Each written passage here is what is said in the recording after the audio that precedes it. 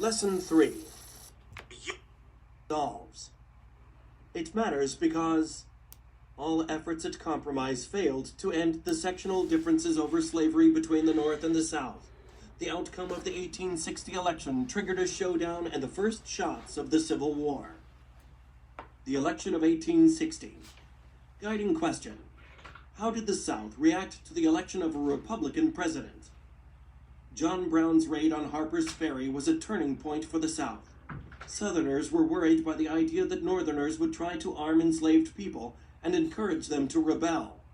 Although Republican leaders quickly denounced Brown's raid, many Southerners blamed Republicans and Brown because they both opposed slavery.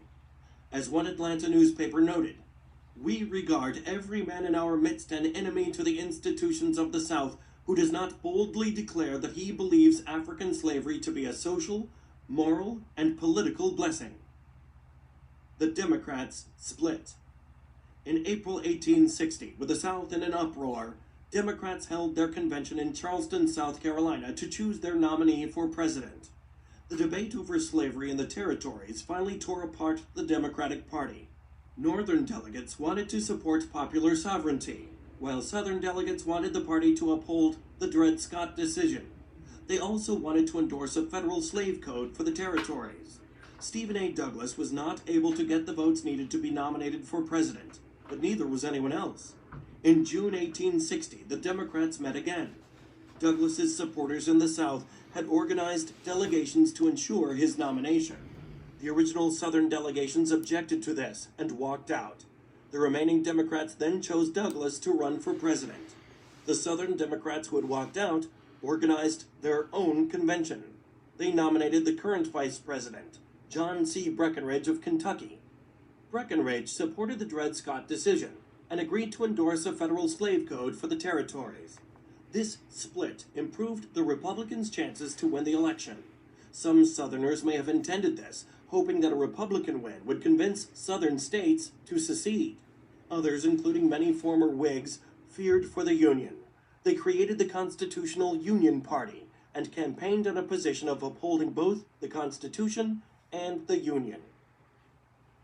Lincoln is elected. With no chance of winning electoral votes in the South, the Republican candidate had to win nearly all of the North. To better their chances, the Republicans passed over Senator William Seward of New York, whom some regarded as an extremist. Instead, they nominated Abraham Lincoln, whose debates with Douglas had made him very popular in the North. During the campaign, Republicans tried to convince voters they were more than just an anti-slavery party. They reaffirmed the right of Southern states to preserve slavery within their borders. Republicans also supported higher tariffs, a new homestead law, and the Transcontinental Railroad. It was the threat to slavery, however, that angered many Southerners. Yet, with Democratic votes split between Douglas and Breckinridge, Lincoln won the election anyway. The survival of Southern society and culture seemed to be at stake. For many Southerners, there was no choice now but to secede. Secession begins. The dissolution of the Union began with South Carolina. By February 1st, 1861, 6 more states in the Lower South, Mississippi, Florida, Alabama, Georgia, Louisiana, and Texas, had voted to secede. Meanwhile, Congress tried to find a compromise to save the Union. Ignoring those efforts, the secessionists seized all federal property in their states, including arsenals and forts. Only Fort Sumter in Charleston Harbor, Fort Pickens in Pensacola Harbor, and a few islands off the coast of Florida remained out of their control. In an attempt to reach a compromise, Senator John J. Crittenden of Kentucky proposed several constitutional amendments. One would guarantee slavery where it already existed. Another would reinstate the Missouri Compromise line, extending it to the border of California. This would prohibit slavery north of the line and would protect slavery south of it. Lincoln asked congressional Republicans to stand firm, and Crittenden's compromise did not pass. Virginia then held a peace conference.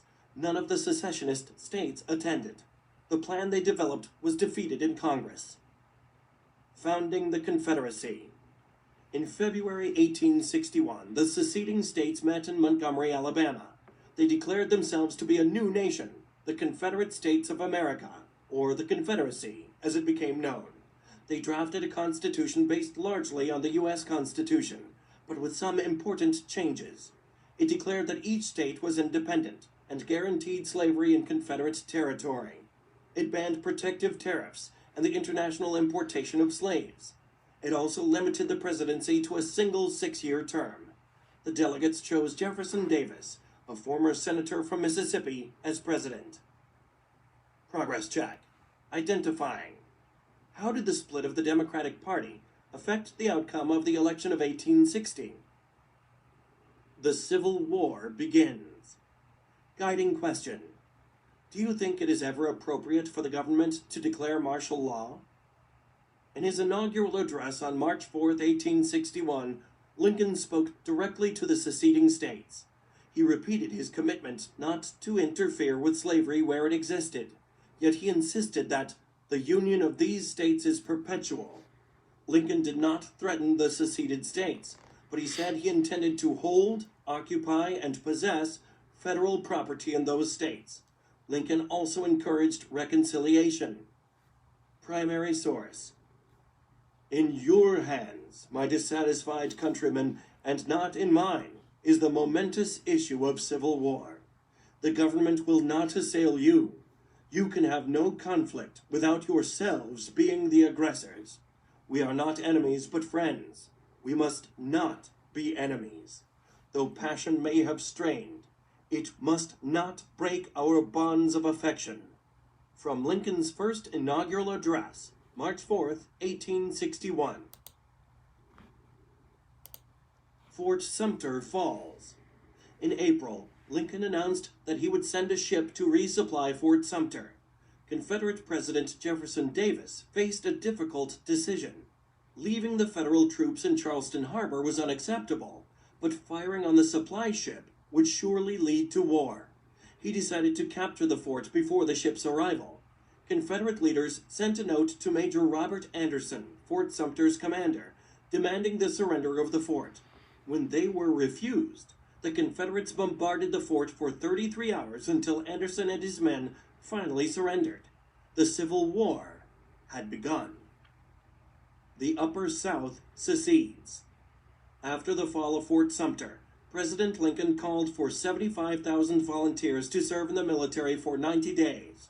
The call for troops created a crisis in the Upper South.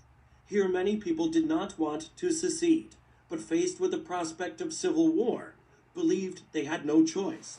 Virginia acted first, passing an ordinance of secession on April 17, 1861. The Confederate Congress responded by moving the capital of the Confederacy to Richmond, Virginia. By early June 1861, Arkansas, North Carolina, and Tennessee had also seceded. Thinking like a historian, comparing points of view.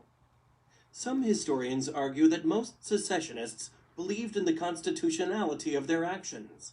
They contend that secessionists believed they represented traditional rights and interpretation of the relationship between the states and the national government.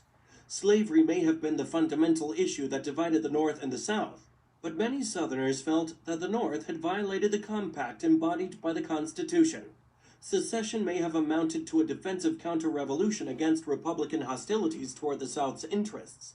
Under this way of thinking, when the South lost the war, states' rights lost with it. Hanging on to the border states. With the Upper South states having seceded, Lincoln was determined to keep the slaveholding border states in the Union. Delaware seemed safe, but Lincoln worried about Kentucky, Missouri, and Maryland. Virginia's secession had placed a Confederate state across the Potomac River from the nation's capital.